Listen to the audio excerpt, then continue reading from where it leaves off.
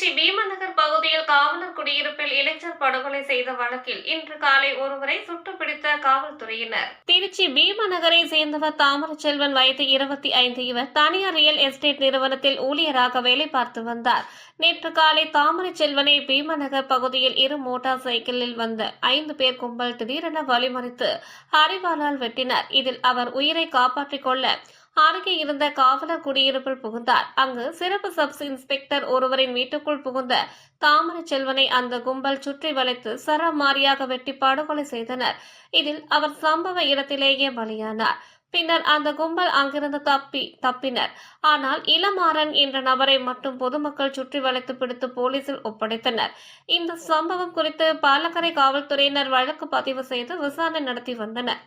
விசாரணையில் திருச்சி மாவட்டம் லால்குடி அடுத்துள்ள வாலாடியை பகுதியைச் சேர்ந்த சதீஷ், வயது 26, திருவானைக்காவல் கொண்டையம்பேட்டையை சேர்ந்த பிரபாகரன், நந்தகுமார், கணேசன் உள்பட 5 பேர் ஈடுபட்டது தெரியவந்தது. சதீஷுக்கும் தாமரச்செல்வனுக்கும் ஏற்பட்ட முன்விரோதம் காரணமாக தான் இந்த கொலை சம்பவம் நடந்தது தெரியவந்தது.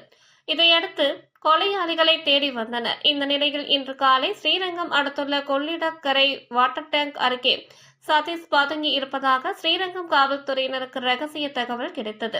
இதையடுத்து காவல் ஆய்வாளர் திருவானந்தம் தலைமையிலான காவல்துறையினர் அங்கு விரைந்து சென்றனர். அப்போது காவல்துறையினரை கண்ட சதீஷ் அரிவாளால் மாதவராஜ், ஜார்ஜ் வில்லியம் ஆகியோரை அரிவாளால் வெட்டியதாக கூறப்படுகிறது.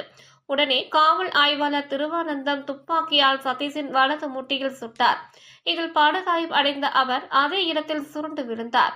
உடனே காயம் அடைந்த காவல்துறையினரை ஸ்ரீரங்கம் அரசு மருத்துவமனையில் சிகிச்சைக்காக சேர்த்தனர். சதீஷை திருச்சி அரசு மருத்துவமனையில் சிகிச்சைக்காக சேர்த்தனர். திருச்சி மாநகர காவல் ஆணையர் காமினி திருச்சி ஸ்ரீரங்கம் அரசு மருத்துவமனைக்கு நேரில் சென்று 2 காவலர்களான ஜார்ஜ் வில்லியம்ஸ், மாதவராஜ் ஆகியோரை சந்தித்தார். மேல் சிகிச்சைக்காக 2 காவலர்களை திருச்சி அரசு தலைமை மருத்துவமனையில் சேர்த்துள்ளனர். இதனால் அரசு தலைமை மருத்துவமனையில் காவல்துறையினர் பாதுகாப்பு போடப்பட்டுள்ளது. கொலையாளியை சுட்டுப்பிடித்த இந்த சம்பவத்தால் அந்த பகுதியில் பரபரப்பு ஏற்பட்டது.